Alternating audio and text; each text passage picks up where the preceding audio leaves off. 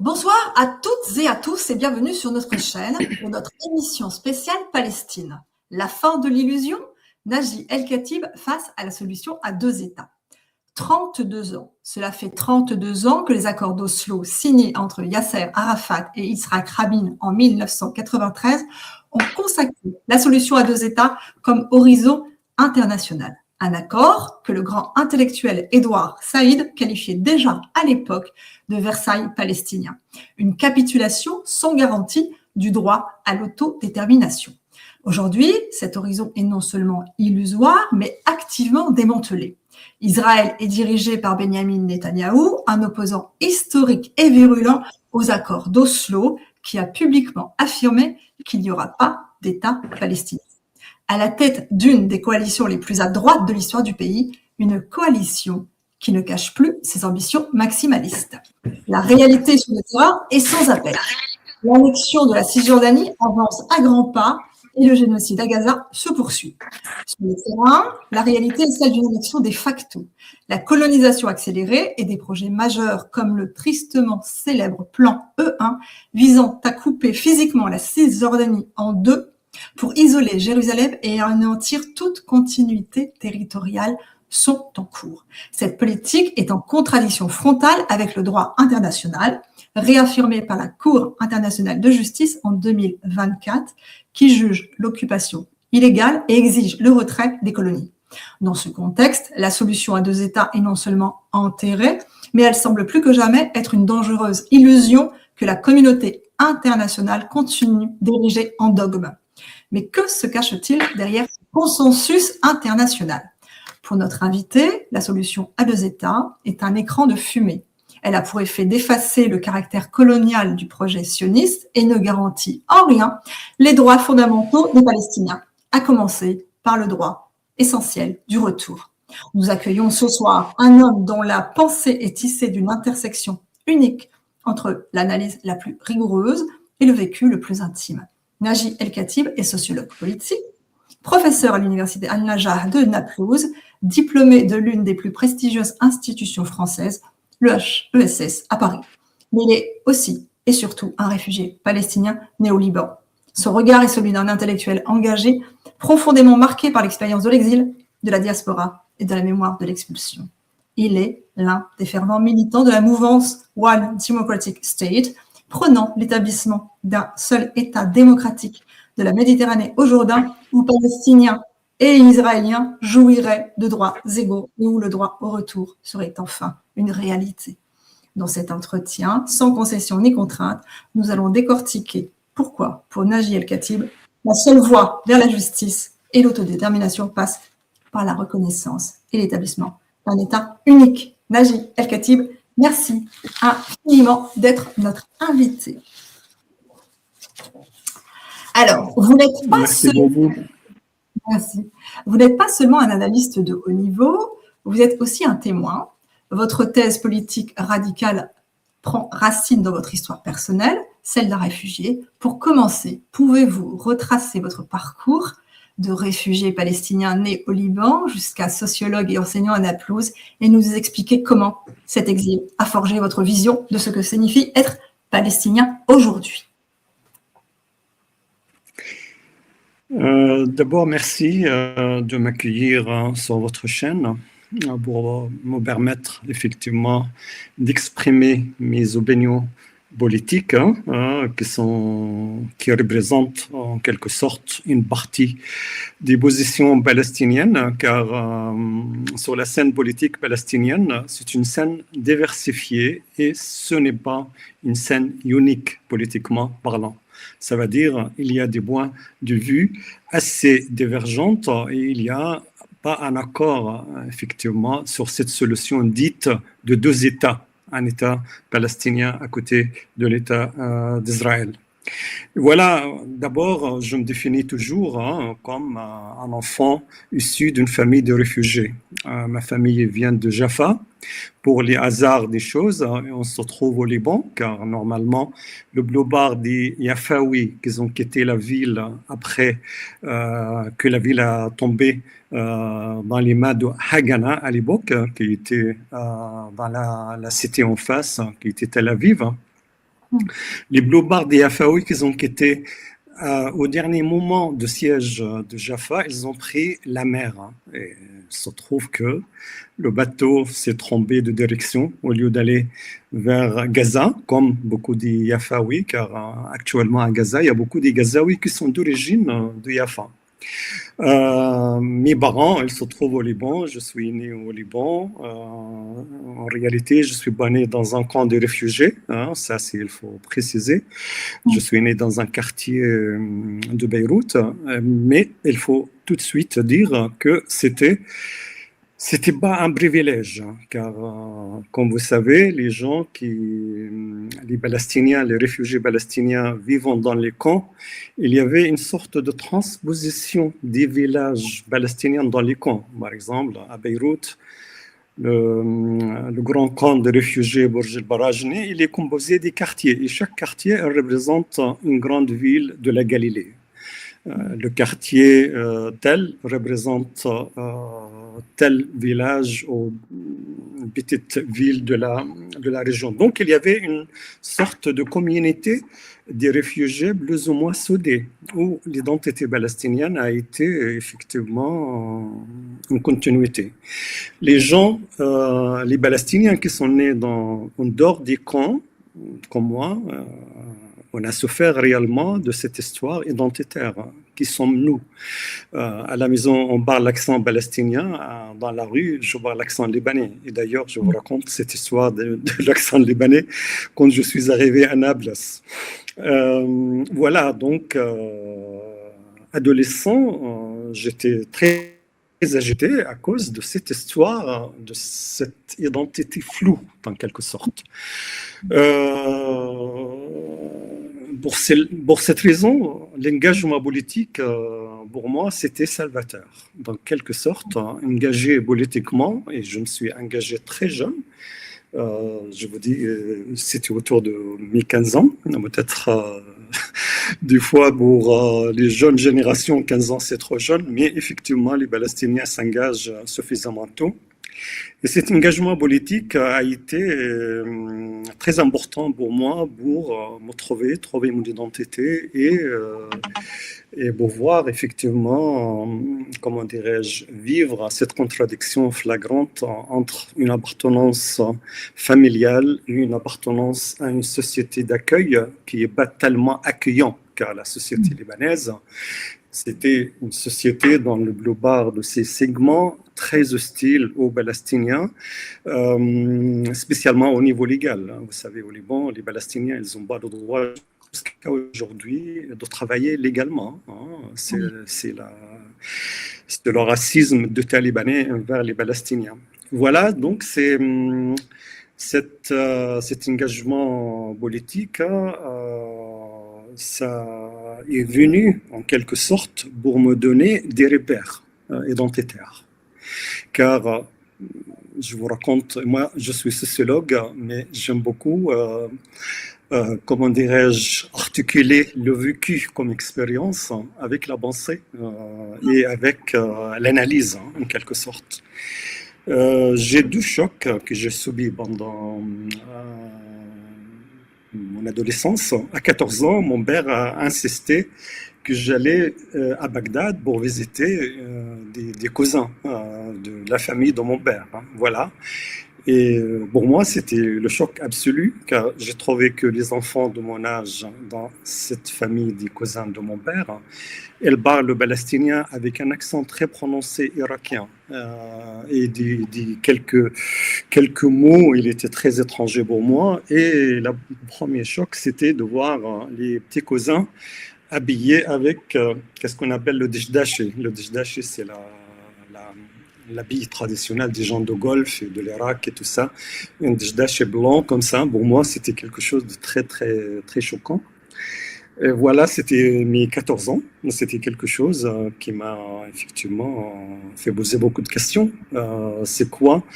C'est comme le Nakba a créé effectivement en faisant éclater la société palestinienne dans des petits morceaux, comme avec le temps et avec les conditions et les contextes que les Palestiniens ont vécu après 48, a créé en quelque sorte des sociétés palestiniennes. plus ou moins distinctes. Distinctes dans le sens, je veux dire, de la culture ambiante, car elle subit effectivement de l'influence de ces sociétés d'accueil et tout ça.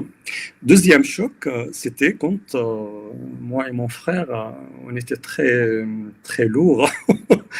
On a insisté beaucoup pour qu'on visite la Palestine. Donc, à 16 ans, j'ai réussi. Mon père, il avait une opposition absolue d'aller, car elle dit tout simplement, toujours, elle a dit.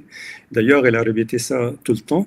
Si je retourne à Jaffa, je vais mourir là-bas, car je ne peux pas supporter effectivement comment ma maison familiale qu'on a héritée des grands-grands-parents, elle est effectivement occupée par des colons juifs après le départ de Jaffa. Cette deuxième choc à 16 ans, quand on était à Nazareth pour visiter une partie de la famille, cette fois-ci des autres cousins, car vous savez, les Palestiniens, ils sont complètement expulsés dans toutes les directions. J'ai senti les jeunes femmes qui nous a ouvert la porte étaient habillées à l'européen, dans quelque sorte. Voilà, c'était donc... et d'un seul coup, toutes les filles de la famille disparaissent et elles reviennent avec des habits très longs. Donc, c'était comme... Nous, on vient de l'étranger, ça veut dire on est plus ou moins... il avait peur qu'on va les juger, leur vestimentaire, leur tenue vestimentaire, comme indécent car il est européen, tout simplement. Comme on vient d'autres mondes, comme on est effectivement à notre famille. Voilà, c'est des épisodes de la vie quotidienne qui donnent aussi des indications politiques. Ça veut dire, devant cet émiettement de la société palestinienne, depuis le début, j'avais effectivement une vision globale. Que la seule élément qui unifie toutes ces communautés palestiniennes qui sont devenues avec le temps plus ou moins des communautés distinctes, il n'y a que la position politique unifiée sur un programme politique. Car c'est le seul élément qui unifie tout ce monde éclaté des sociétés palestiniennes. Voilà, c'est première leçon à tirer de cette expérience politique, c'est cette vécu qui donne des indications qui laissent des traces sur les choix politiques. Car les choix politiques, ils ne sont pas innocents. Ils sont pas tout simplement la question de raisonnement, la question d'utiliser effectivement la culture et la sociologie pour dire voilà, il faut faire ça, il ne faut pas faire ça, il faut avoir cette position. Le vécu, c'est très important, car le vécu donne beaucoup de contenu à nos expériences politiques. Et voilà, mon premier retour, il faut aussi vous dire, car ça aussi, ça a été très marquant pour moi. Les Palestiniens du Liban, ils ont des documents de voyage. Des documents de voyage qui ne servent absolument à rien. Vous savez, c'est quelque chose de vraiment qui n'est pas d'intérêt majeur pour voyager. Mais c'est un document quand même donné aux réfugiés palestiniens. Grâce aux relations de mon père, on a obtenu des passeports jordaniens temporaires pour un mois, pour faire la première visite en Palestine. Donc, pour traverser le pont d'Al-Lendi, on a utilisé des passeports temporaires jordaniens pour pouvoir visiter la Palestine. Donc, pour moi, c'était quelque chose de très important. Et pour moi, à l'époque, c'était une victoire. Une vraie victoire de retourner en Palestine, car la Palestine, avec le temps, c'était devenu pour moi, jeune, comme une fiction. Il n'y a aucun élément de réalité, en dehors de la mémoire familiale partagée. Il n'y a pas, matériellement parlant, on ne sait pas c'est quoi cette Palestine-là. Et dans mon adolescent, j'avais absolument besoin de voir cette Palestine qu'on évoque tous les jours et toutes les nuits. Elle fait partie de notre vie quotidienne, même en exil.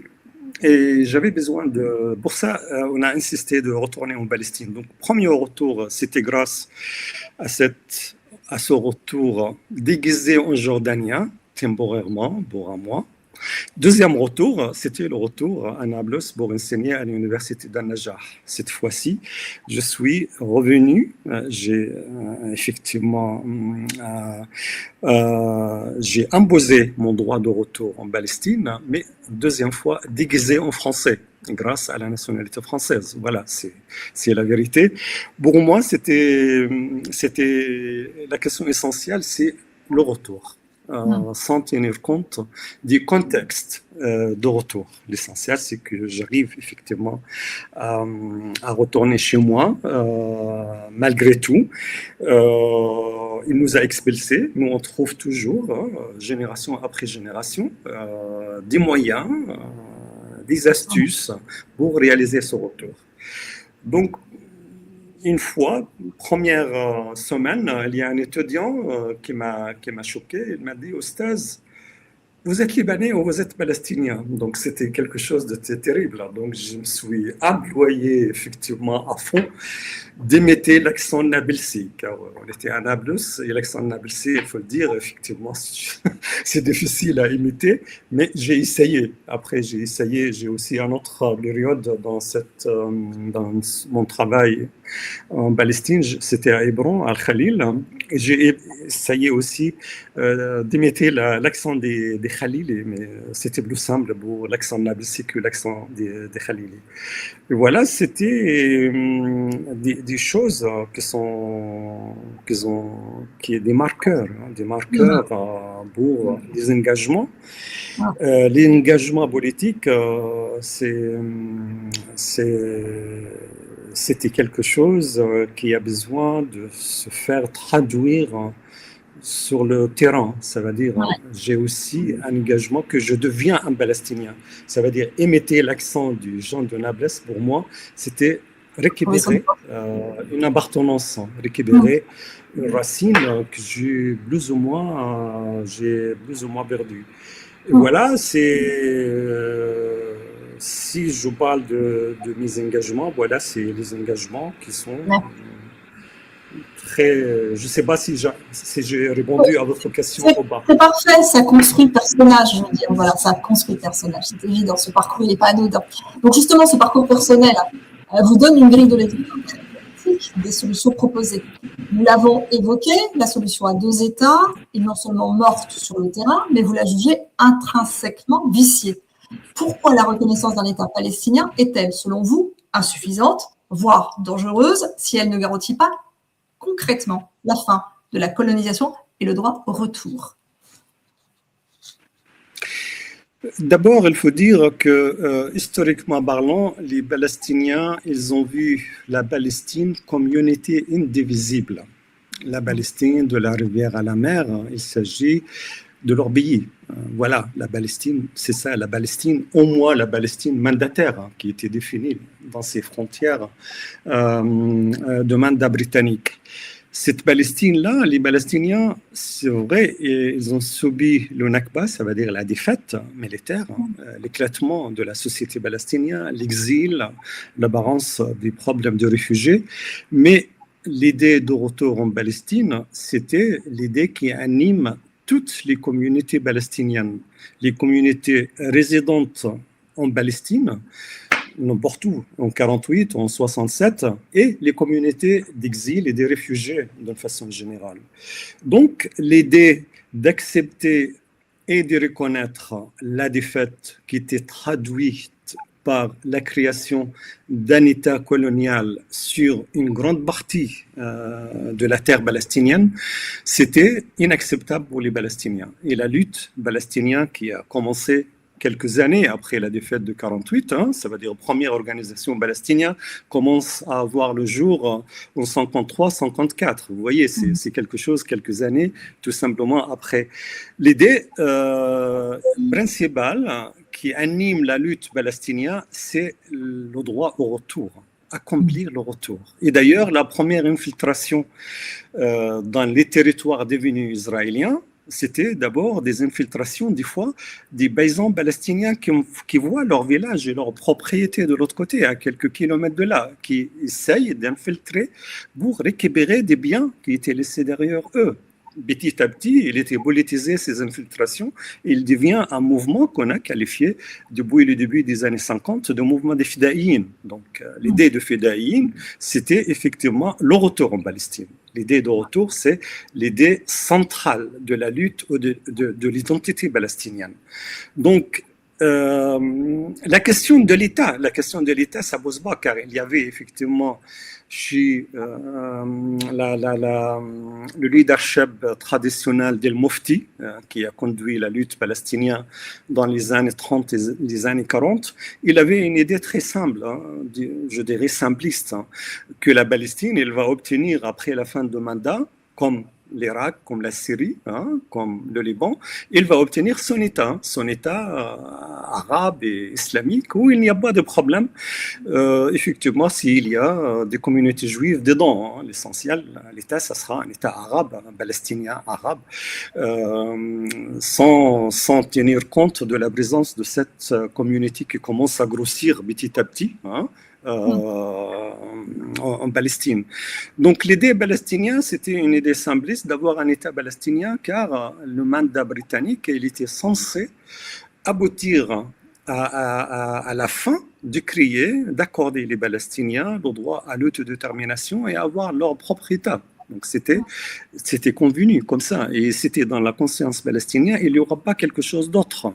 Ils savaient, les Palestiniens, que les Juifs, avec cette histoire de foyer juif, représentent effectivement un danger de créer un État en Palestine, mais ils n'ont pas imaginé que les rapports de force ils étaient tellement inégalés entre les Palestiniens et les Israéliens, que cette communauté juive va créer sa propre État sur la majeure partie de la Palestine et expulser les Palestiniens de chez eux. Donc, l'idée de libération de la Palestine, la libération qui signifie le retour, car on va libérer la Palestine pour accomplir l'acte de retour, un acte légitime de retourner chez soi, tout simplement. Et la question de l'État, c'était, on voyait un deuxième plan, c'était pas vraiment quelque chose, malgré qu'on a vu concrètement qu'il y a une création d'un État juif sur la terre de la Palestine. Donc, en réalité, cette destruction de l'entité palestinienne, l'entité sociétale et l'entité politique, car le mouvement politique palestinien après 1948, il est complètement éclaté. Je vous donne un petit exemple.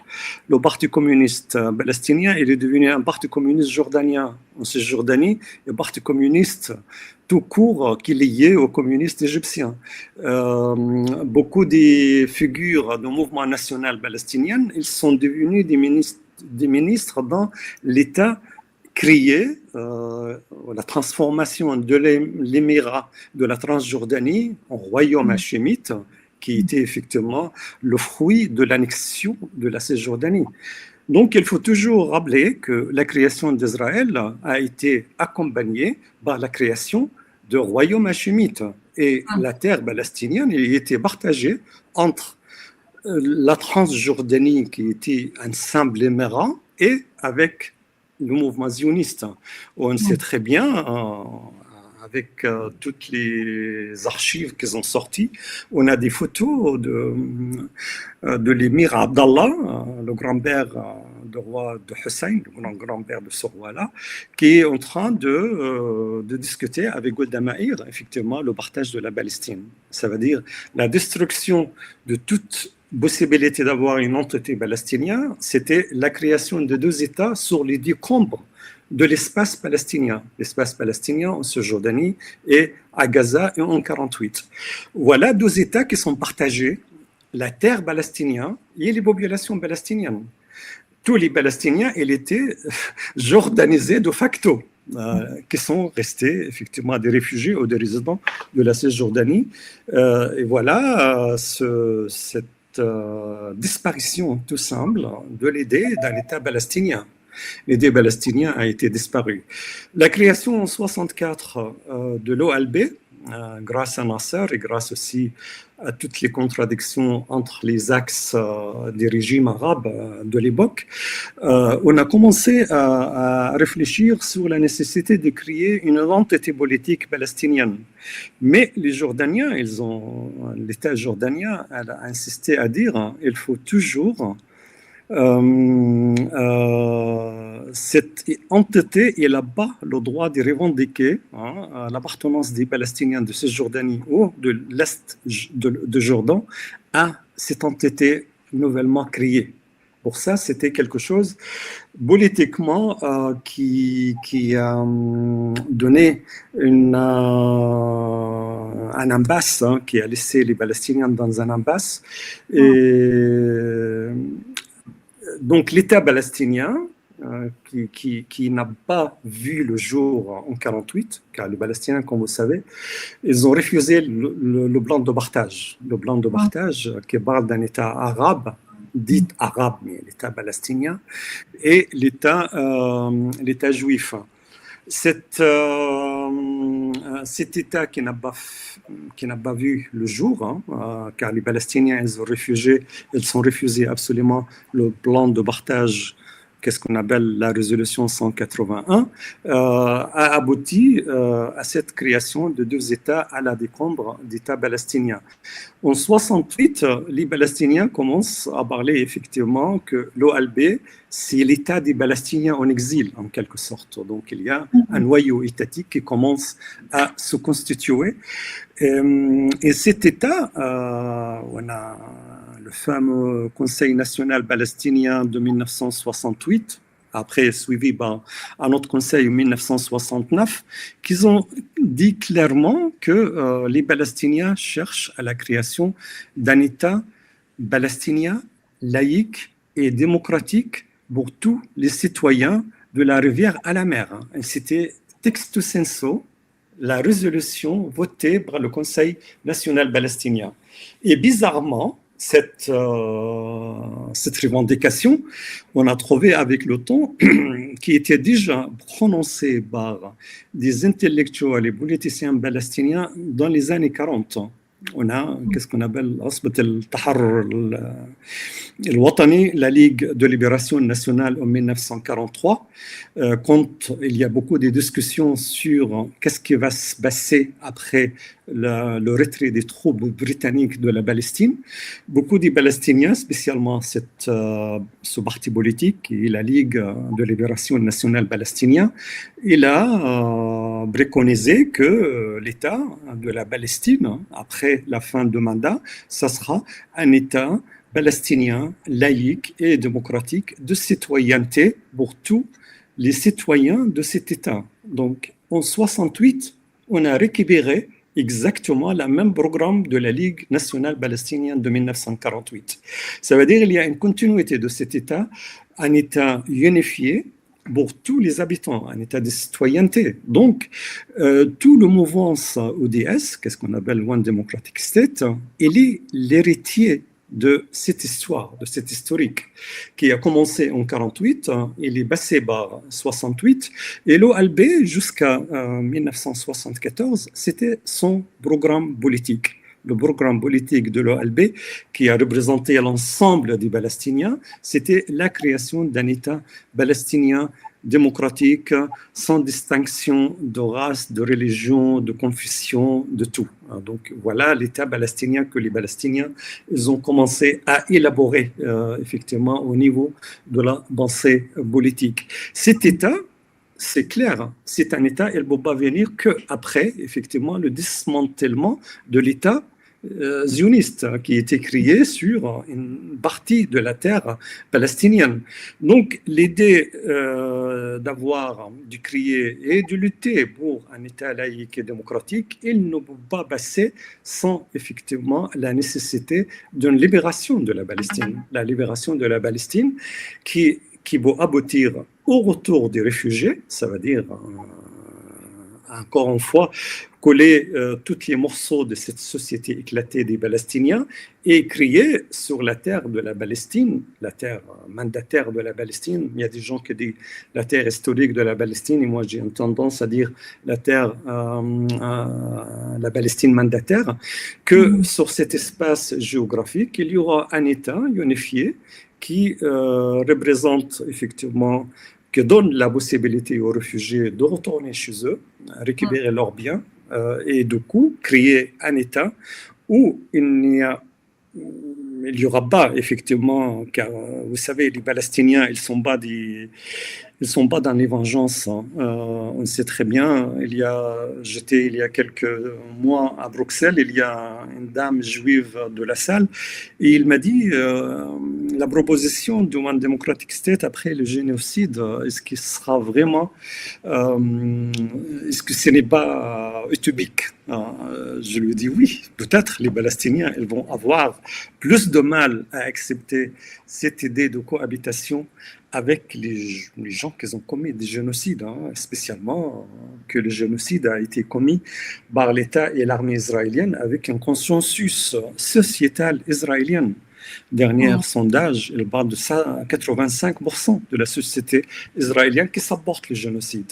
Voilà, donc il y a des problèmes réels, mais en dehors de ces obstacles, les Palestiniens voient toujours qu'un État laïque et démocratique sur l'ensemble de la terre de la Palestine, c'est effectivement la réalisation de leur aspiration à l'autodétermination. Voilà, c'est le seul moyen d'obtenir ce droit qui est un droit humain, avant qu'il soit un droit politique, c'est de retourner chez eux. Et le retour, effectivement, nécessite d'accomplir un acte de libération qui permet le retour et qui permet par la suite la création d'un État laïque et démocratique pour tous les citoyens. Justement, vous vous positionnez en faveur d'un One Democratic State, c'est une vision souvent gommée. Parlez-nous concrètement. Désolé. Donc, la vision que vous avez est une vision souvent gommée. Parlez-nous concrètement de ce projet. Comment imaginez-vous ce modèle réunissant Palestiniens et Israéliens et sur quels principes? Là, vous parliez de laïcité, d'égalité, les droits civiques. Ça reposerait sur quoi concrètement? Écoutez, encore une fois, je retourne aux notions, comment dirais-je, basiques. Les Palestiniens, et encore une fois, j'ai une tendance toujours à évoquer des épisodes comme ça, des petites histoires qui sont effectivement chargées de beaucoup de sens. Je vous ai dit ce retour déguisé en Jordanien. J'étais avec ma mère et mon frère et mon père dans un restaurant à Haïfa. Évidemment, il y a beaucoup de juifs israéliens qui étaient en train de dîner. Et ma mère regarde mon père, il m'a dit, ils sont bizarres ces juifs, hein, tout simplement, car on l'appelle ces juifs, on l'appelle pas les Israéliens. Ils sont bizarres ces juifs. Mon père, il a dit quoi? Qu'est-ce qui est bizarre? Il m'a dit, ils ne parlent pas l'hébreu. Voilà. Donc moi, j'étais complètement. Je lui dis mais qu'est-ce que tu racontes? Ils sont des Israéliens, ils parlent l'hébreu. Donc mon père, il a rigolé. Il a dit oui, je sais pourquoi. C'est vrai, il a raison. Il parle pas l'hébreu, car c'est pas l'hébreu de ta mère quand elle était jeune à Yafa. Dans notre quartier de l'Manchiyé, il y avait quelques nouveaux familles juives viennent s'installer dans le quartier de l'Manchiyé. Et ma mère, elle a lié d'amitié avec des filles de son âge, tout simplement. Elles vivent ensemble. Et il y avait comme un pacte entre elles. Les anciens et l'arabe, palestiniens parlaient, et elles prennent leur langue. C'est le yiddish. Donc, mon père, il a dit oui, le yiddish, le hébreu yiddish, c'est pas l'hébreu actuel, hein, car le hébreu, c'est pas le yiddish. Vous voyez, donc, pourquoi je vous parle de ça? Car pour vous dire que les Palestiniens, ils n'ont jamais imaginé, effectivement, avoir des politiques violentes contre les Israéliens qui vivent chez eux, parmi eux. Je me rappelle plusieurs fois l'expression de mon père, il dit les réfugiés juifs. Vous voyez, les réfugiés juifs. Ça veut dire ces gens qui viennent avec, effectivement, ils viennent avec un projet politique. Hein. C'était un projet qui était élaboré par le mouvement zioniste. Hein. Mais ils viennent avec un projet politique. Mais pour les Palestiniens, la perception générale des Palestiniens qui ne sont pas trop politisés, il y a les élites qui connaissent très bien c'est quoi les objectifs de ce rassemblement. Et il était vu comme des réfugiés pauvres qui débarquent, qui fuient des persécutions et tout ça et tout ça. Donc, il n'y a pas d'hostilité, comment dirais-je, innée contre cette communauté juive qui est installée chez les Palestiniens. Donc, c'est un exemple que cette cohabitation avec cette communauté différente, c'est possible, c'est pas impossible. Et je pense, je dis toujours que la mouvement zioniste a colonisé les communautés juives avant de coloniser la Palestine. Ça veut dire il a accompli un acte de colonisation de ces communautés pour les instrumentaliser pour la création de son propre projet. Pour ça, Edouard Saïd, il différencie très bien entre judaïté et judaïsme. Voilà, le judaïsme, c'est une chose, et la judaïté, c'est un autre. Et le mouvement zioniste, il est venu pour créer une sorte d'une idéologie nationaliste juive pour accomplir cet acte de la création de l'État d'Israël. Donc, les Palestiniens, voilà, donc quand les Palestiniens on imagine qu'on peut vivre ensemble, on peut vivre réellement ensemble, sans aucun problème. Donc, le fait qu'on était expulsés, on revendique toujours cette histoire de droit, le retour. Donc voilà l'État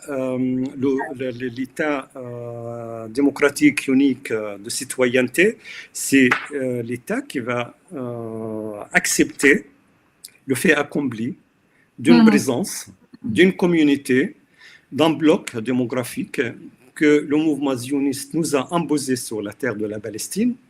Et il faut dire que le mouvement, la question juive a devenu avec le temps une question palestinienne. Elle était une question européenne.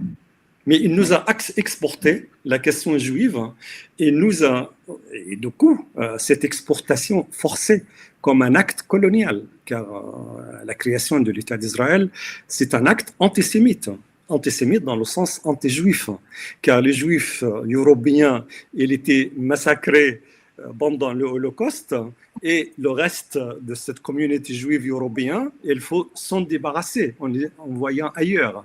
Donc la création de l'État d'Israël par les forces impériales de l'époque, spécialement l'Angleterre et la France, c'était débarrasser de ces juifs européens par la création d'un État pour eux ailleurs, qu'ils sont trop loin de l'espace européen.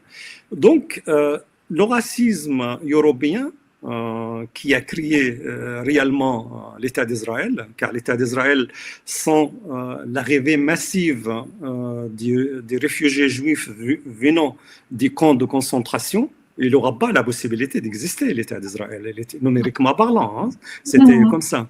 Donc voilà, la question juive devient une question palestinienne. Et les Palestiniens doivent avoir des réponses claires à cette question juive imposée par les forces colonialistes et par le mouvement zioniste.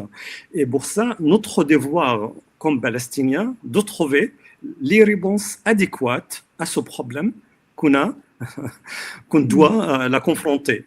On dit tout simplement cette communauté, c'est une communauté coloniale, c'est une communauté colonialiste dans son ensemble, car la terre palestinienne a été volée. Il continue à voler la terre palestinienne. Il continue à voler jusqu'à aujourd'hui, tous les jours. On vole petit à petit de la terre des Palestiniens. Le projet zioniste est basé sur le vol des biens d'autrui, tout simplement. Et pour moi, chaque fois, je choque beaucoup des gens ici, spécialement en France, quand je dis, pour moi, s'il y a une colonie Ariel à côté de Nablus, Et elle est la même chose comme à Tel Aviv. Il n'y a pas de différence. Tel Aviv et Ariel, ils sont la même chose. C'est le fait colonial. C'est deux colonies créées de toutes pièces sur des terres qui ne nous appartiennent pas. J'étais invité il y a quelques années dans une association israélo-palestinienne qui s'appelle Zukrot ou Dhakirat. Et pour faire une conférence, ils ont tenu une grande conférence à l'université de Tel Aviv. Et moi, j'étais encore une fois en choc de quand le président Omar al-Robbari de cette association, il m'a dit, tu sais nager, cette conférence, on a tenu à le tenir sur l'université de Tel Aviv, car il y a une valeur symbolique. Je lui dis, mais quelle valeur symbolique? C'est l'université de Tel Aviv, c'est l'université où il y a effectivement tout le savoir-faire zioniste qui planifie les guerres, il vient de là. Et il m'a dit non, il y a un autre élément. L'université entièrement, il était construite sur le village de Cheikh Mouannes. Et quand il m'a dit Cheikh Mouannes, encore une fois, je suis revenu à mes souvenirs de ma mère. Ma mère, petite, il m'a dit, elle m'a raconté beaucoup des histoires sur le village de Cheikh Mouannes qui était en dehors de Yafa. Car ma mère, elle m'a dit, sa mère, elle l'envoie toujours pour acheter des œufs au village de Cheikh Mouannes. Donc je lui ai dit, écoute, Omar, c'est incroyable, hein, tu me racontes des histoires qui me ramènent à des souvenirs très anciens, c'est vrai. Et il m'a dit, toute l'université, l'ensemble de campus, il était construit sur Cheikh Mouannes. Et ils ont détruit tous les villages, mais ils ont laissé la maison de Mokhtar. Le Mokhtar, c'est le maire de village, car il était tellement avec une architecture très belle. Et ils l'ont transformé, ils l'ont gardé, ils l'ont transformé le guest house de l'université. Voilà. Le projet zioniste, c'est un projet de vol de l'université sur les ruines de Cheikh Mouannes. Ma mère qui va acheter les œufs à Cheikh Mouannes, voilà. C'est l'histoire, réellement, l'histoire de vol des terres palestiniennes a été depuis le début. Il faut savoir que le problème des réfugiés palestiniens, il n'est pas commencé en 1948. Il a commencé en 1921. On avait une grande région qui s'appelle Wad el-Hawarif, qui était autour d'une vingtaine de petits villages palestiniens. Les villageois, ils étaient expulsés de chez eux, ils sont devenus réfugiés. On a le premier réfugié palestinien qui vient de cette région-là, car on a expulsé les villageois.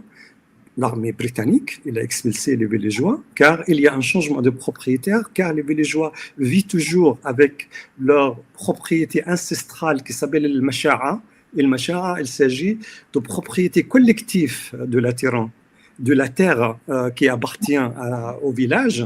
Il n'y a pas proprement des titres privés. Le titre privé était effectivement à la fin de l'Empire ottoman. On a, qu'est-ce qu'on appelle le mouvement de réforme ottoman, on a obligé les paysans à enregistrer les terres à leur nom propre. Mais beaucoup des terres palestiniennes, elles étaient propriété collective. Donc, on a, et propriété collective, elle passe d'un main à l'autre des grands propriétaires terriens, sans que les villageois sachent réellement qui est le propriétaire, car leur propriété, il était partagé, ils sont toujours là. Donc, le problème des réfugiés palestiniens, c'est l'expression de la création de ce projet zioniste. Le projet zioniste, depuis ses débuts, c'était basé sur l'expropriation de la terre palestinienne. Donc, la terre palestinienne qui était volée, elle continue à être volée, un État démocratique et laïque palestinien, ils doivent restituer toutes les terres volées à leur propriété. À leurs propriétaires. Pour ça, je dis toujours, la propriété privée volée, elle doit être restituée. Il n'y aura pas un État démocratique en Palestine sans la restitution de toutes les terres privées volées. S'il y a des colonies construites, des colonies ou des petites villes israéliennes construites sur des terres communales, on va juger, l'État démocratique, il va juger l'intérêt économique de ces lieux. Est-ce qu'elle va être démantelée? Elle va être bougée encore dans un autre endroit? C'est quelque chose que les juristes elles vont effectivement pencher sur ce sujet-là. Mais pour les simples choses, j'ai des souvenirs aussi d'un entretien avec George Habash, avec un journaliste américain. Le journaliste américain, il pense qu'il est malin. Il le dit, vous parlez toujours de droit de retour, mais vous êtes de Lod, la ville de Lod, où il y a effectivement l'aéroport de Lod, si vous avez un jour d'aller là-bas. Mais votre maison, j'ai fait une petite enquête, elle est occupée par une famille juive, comme toutes le plupart des maisons palestiniennes. Voilà. Donc, qu'est-ce que ça veut dire le droit de retour? Ça veut dire expulser la famille qui l'occupe. Mais George Habash, il a dit non. Et le journaliste, il est senti effectivement bête. Il a dit, mais comment non? Mais vous dites le retour. Donc, le retour, ça veut dire la récupération des biens, y compris les biens de votre famille. Hein. Donc, où il y a, c'est un bien occupé, dans quelque sorte. Il a dit non. Voilà notre maison familiale où il y a une famille juive. C'est une maison de comment dirais-je, rez-de-chaussée, c'est pas un étage. Elle a dit tout simplement, moi je vais construire un étage. Oui, je vis avec eux, sans aucun problème. Donc on va vivre ensemble. Pour dire que la question de l'État pour tous, un État de citoyenneté, et faire justice pour les Palestiniens ne signifie aucunement faire des états d'injustice pour des gens qui sont là. On n'est pas dans les vengeances. Les Palestiniens, ils sont très humains. Hein. On n'est pas dans les vengeances, malgré tout, malgré les génocides, malgré la torture, malgré le viol, malgré tous ces éléments tragiques, malgré la souffrance terrible de tous les Palestiniens. On n'est pas dans les vengeanses. On n'est pas dans les vengeances. On peut imaginer effectivement des possibilités de retour. On a un grand écrivain qui vient de Bir Saba, qu'est-ce qu'on appelle maintenant Beersheba, Slimane Abou Setti, et dans un livre qu'il a écrit concernant cette histoire de droit de retour, car la gauche zioniste, en général, elle dit c'est des idées complètement farfelues et impossibles à appliquer. Voilà, donc c'est impossible à appliquer car le retour des Palestiniens, ça veut dire l'expulsion des Juifs israéliens des lieux qui s'occupent, qui sont nés là, qui sont aussi s'habitués à cet environnement. Et ça sera injuste de les arracher de leur élément, hein, tout simplement qu'ils l'ont créé. Slimane Abou Setti, dans son livre qui s'appelle Mapping My Return, je ne sais pas comment traduire ça en français. Mapping, ça veut dire désigner la carte de mon retour. Il a montré dans ce livre qu'autour de 78% des terres et des ruines des villages palestiniens, ils sont encore inoccupés par des juifs israéliens. C'est un pourcentage énorme. Et moi, j'ai baladé beaucoup dans les zones de la Galilée. Là-bas, c'est la Haute-Galilée, quand j'étais en Palestine. On voit partout des ruines de villages. Les villages, ils sont toujours là, ils ne sont pas occupés. Donc, s'il y a ce grand pourcentage, donc le retour des gens de Safouri, j'ai rencontré beaucoup des gens de Safouri, le retour des gens de Safouri, ils vont retourner chez eux à Safouri, ils ne vont pas retourner ailleurs. Voilà, c'est le lieu où il était expulsé. Notre quartier, quand première visite en Palestine, la maison familiale, il était ce jour-là. Deuxième fois, en 2007, j'étais encore à Yafa. Malheureusement, la maison a été détruite et il y avait des bâtiments de 5-7 étages construits dans le quartier. Le Machié n'existait plus. Mais ça montre tout simplement la question de retour. un retour digne de nous. Ça veut dire un retour pour effectivement appliquer le droit de retour. Ça veut dire la récupération de tous les biens palestiniens. Dans cet État futur, un État démocratique, il va faire justice. Et il va s'employer à ne pas créer des situations d'injustice concernant les autres, car on n'est pas des gens qui recherchent effectivement à faire justice, faire la revanche, une revanche contre ces misères. Et alors, voilà, si on se focalise sur la justice internationale et la responsabilité des États tiers, la Cour internationale de justice a réaffirmé en 2024 l'illégalité de l'occupation. Ce cadre légal est-il un levier d'action efficace? Quel rôle les institutions internationales, Cour pénale, droits de l'homme, tribunaux internationaux peuvent-ils jouer face à un État qui ignore les résolutions? C'est une question assez, comment dirais-je, assez complexe en réalité. Quand on parle de droit international, pour moi, il n'y a pas de droit international. Tout simplement. Le droit international, c'est le droit que les dominants sur la scène internationale le désignent et le déterminent, en quelque sorte. Le droit international, si le Conseil de sécurité, par exemple, représente les droits internationaux, c'est un conseil qui est complètement antidémocratique, qui est tout simplement animé par les États-Unis qui possèdent le droit de veto sur toutes ces décisions. Et voilà le droit international. Le droit international, Israël a été créé par une décision de droit international. La résolution 181 parle effectivement de la légitimité de transformer le foyer juif en État juif en Palestine. Voilà la Nation Unie. Mais la Nation Unie à l'époque, c'est quoi? Si maintenant les États-Unis qui décident la sorte, effectivement, toute la politique internationale, à l'époque, c'était l'Angleterre et la France. Il faut savoir que cette France et Angleterre, c'est eux qui ont qu'ils ont conclu les accords de Sykes-Picot en 1916. 1916, une chose étonnante, il faut toujours rappeler, car il faut toujours retourner à l'histoire. L'actualité, il n'est pas cobée. C'est un processus colonial qui a commencé à la fin, effectivement, à la fin de la Première Guerre mondiale. 1916, c'est l'accord Sykes et Picot.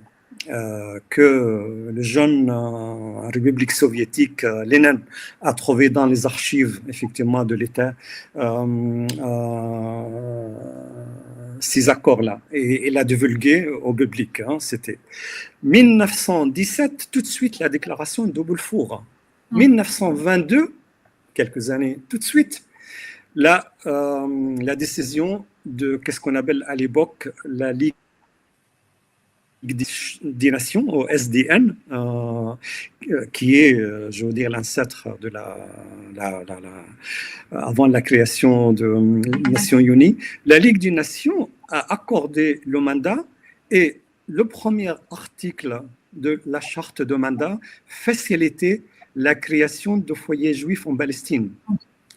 Ça retourne directement à la carte qui est désignée par Sykes et Picot, le ministre des Affaires étrangères britannique et français. Et maintenant, on sait très bien qu'ils ont utilisé un crayon pour désigner les frontières, car il y avait des disputes entre la France sur l'attribution des territoires. La France, par exemple, ils veulent l'actuel nord de la Syrie, de l'Irak, car ils savent qu'il y a beaucoup de pétrole. Donc, ils ont essayé de manœuvrer avec les Britanniques pour l'obtenir. On a vu qu'ils ont donné, après les crayons, ils ont coloré toute la carte et ils ont laissé la Palestine sans couleur, tout simplement.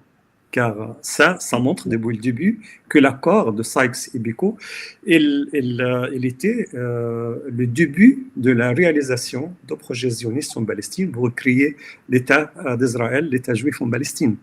Et voilà la responsabilité internationale. Depuis 1916, 1917, 1922, jusqu'à 1947, où il y avait effectivement la résolution 281 pour la création de l'État d'Israël. Donc, Israël a été créé par cette communauté internationale, par ce droit international. Le droit international, c'est un droit des puissants, eux qui décident c'est quoi. Donc, quand les Palestiniens disent qu'il faut que le droit international nous protège, c'est assez complexe, car c'est le même droit qui a effectivement causé leur perte depuis le début.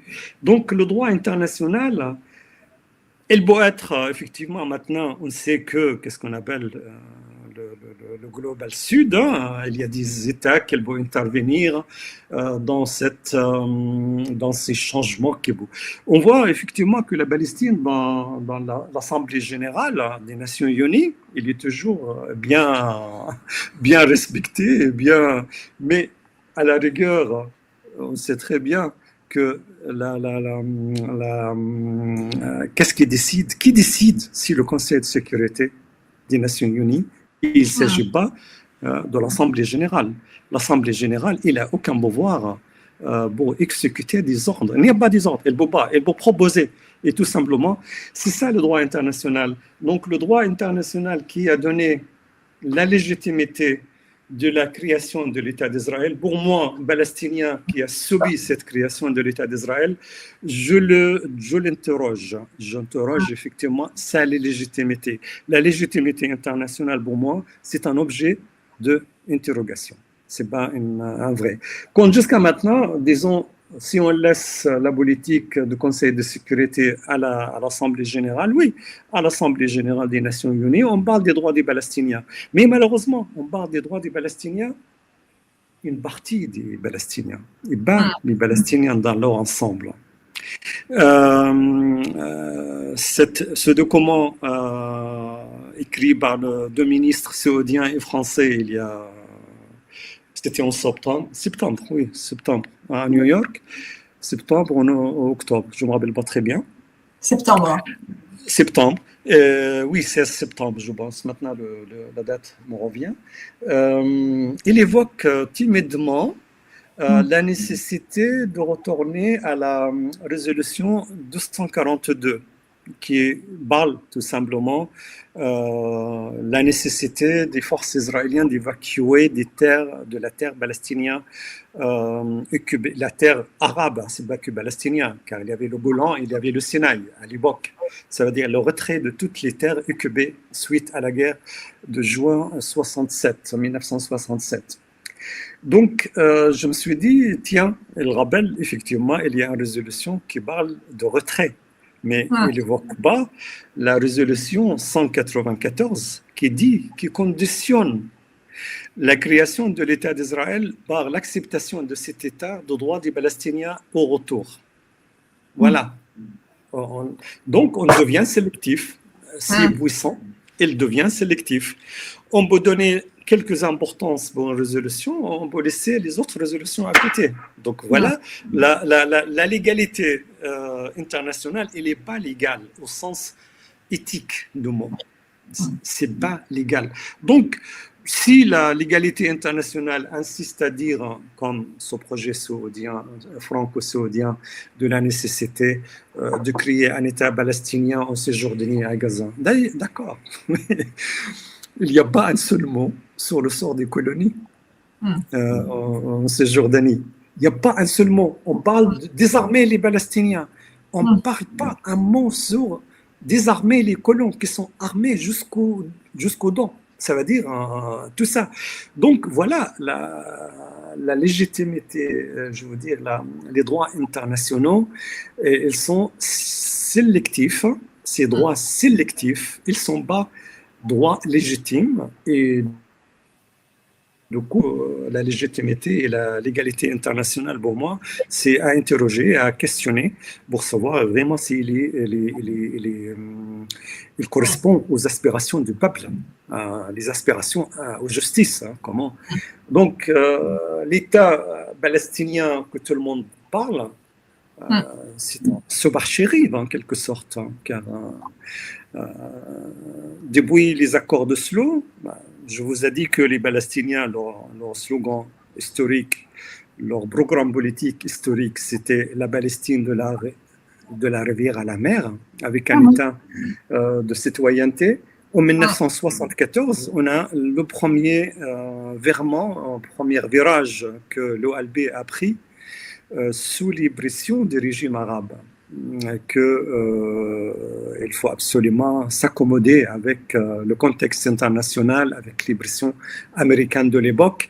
Il y a quelques possibilités qu'il y aura un retrait israélien des territoires, donc il faut les Palestiniens possèdent un programme politique qui correspond à la possibilité de créer quelque chose en Palestine, une partie en Palestine. Donc en 1974, le Conseil national palestinien, il a fait effectivement un changement radical de la politique palestinienne en laissant tomber complètement le programme de la Palestine comme État démocratique.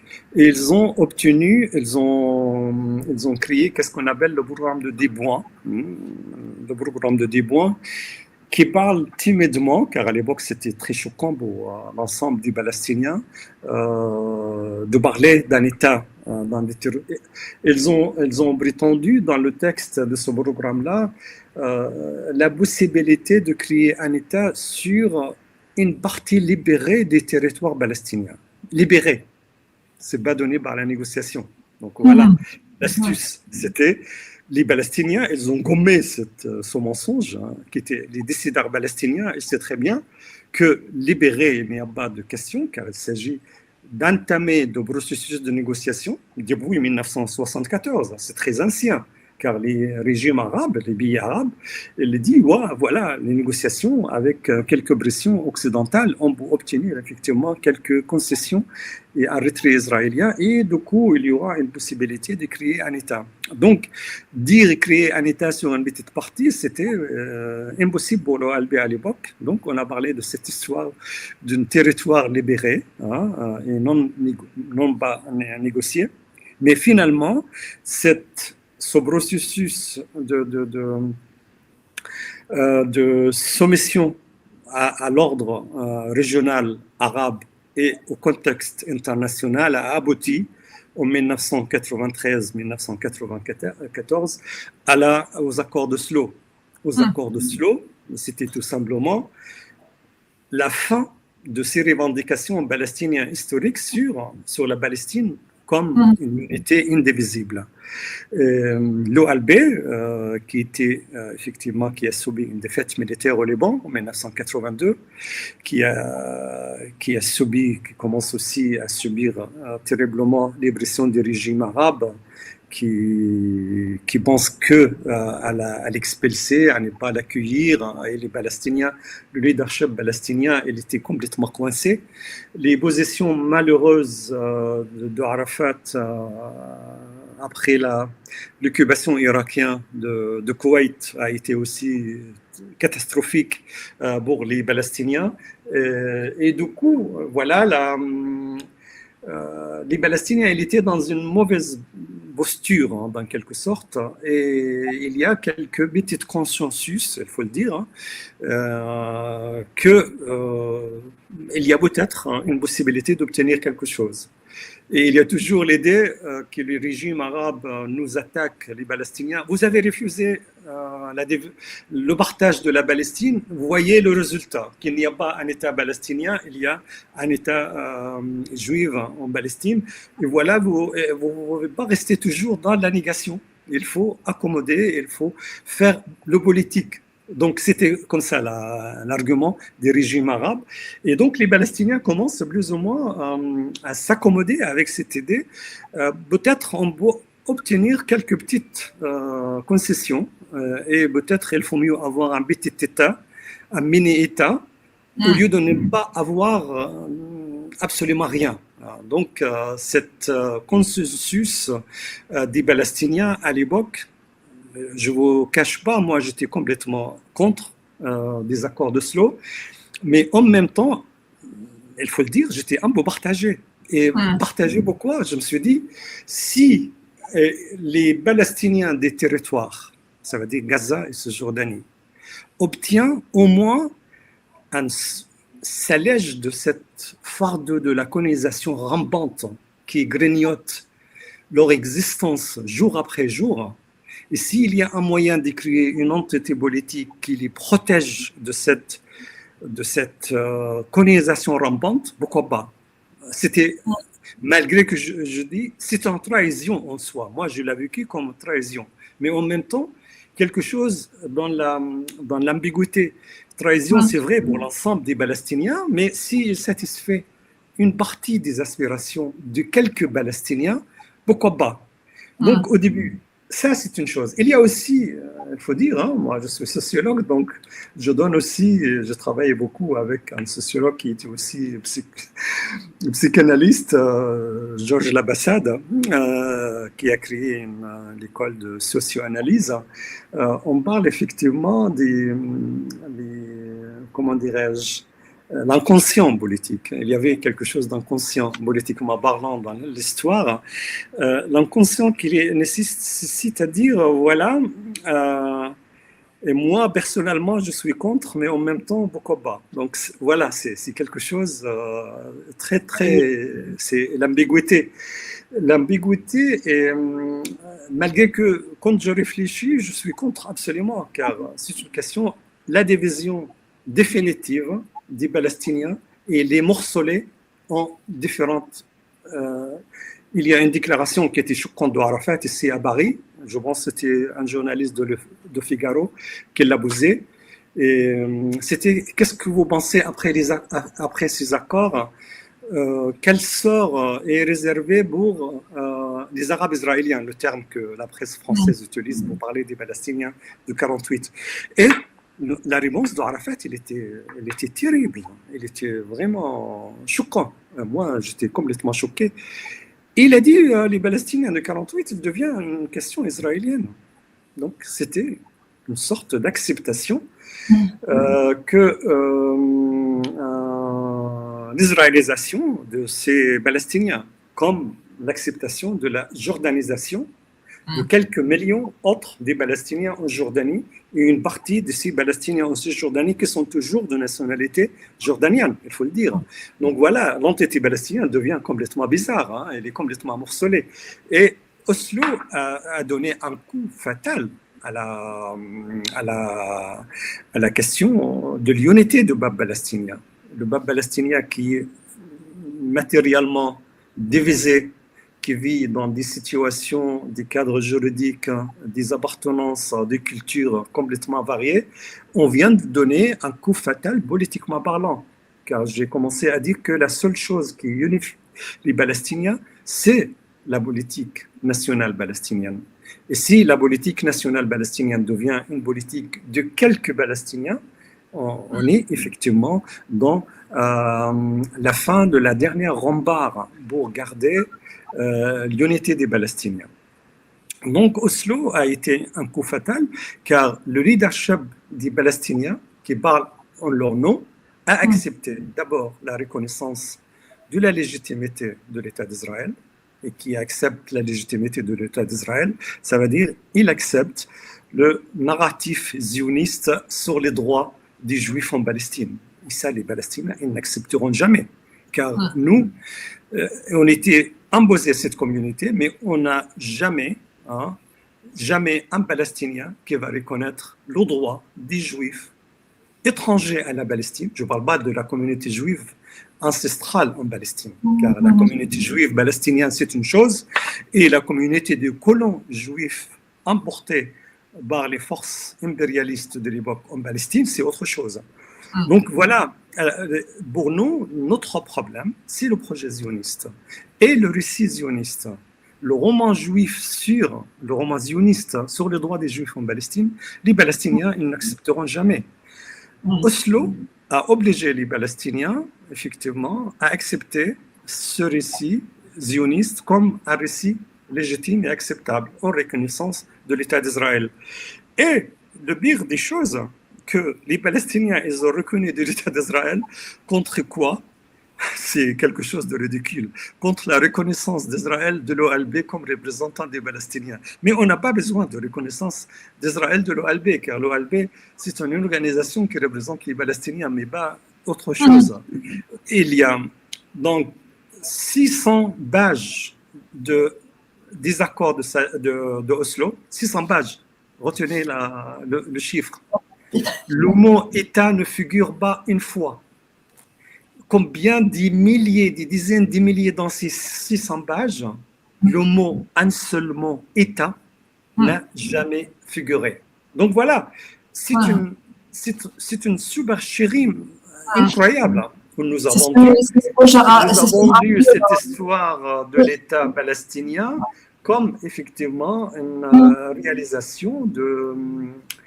Mais disons que politiquement, je refuse complètement cette histoire d'accepter cet morcellement de la cause palestinienne, de la terre palestinienne, de l'espace palestinien, et tout ce qui est autour de cette entité palestinienne.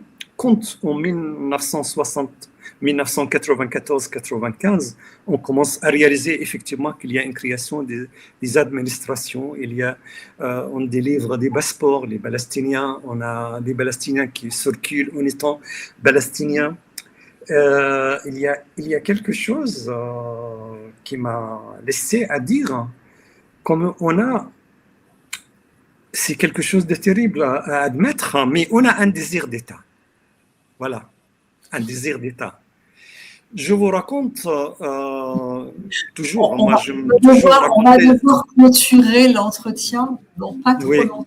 Désolée. D'accord. Je vais juste pour dire que le désir d'État, il est en lien avec toutes ces angoisses des Palestiniens quand on traverse les frontières. Moi-même, avec mon passeport français, j'ai toujours cette phobie des frontières. Pourquoi ?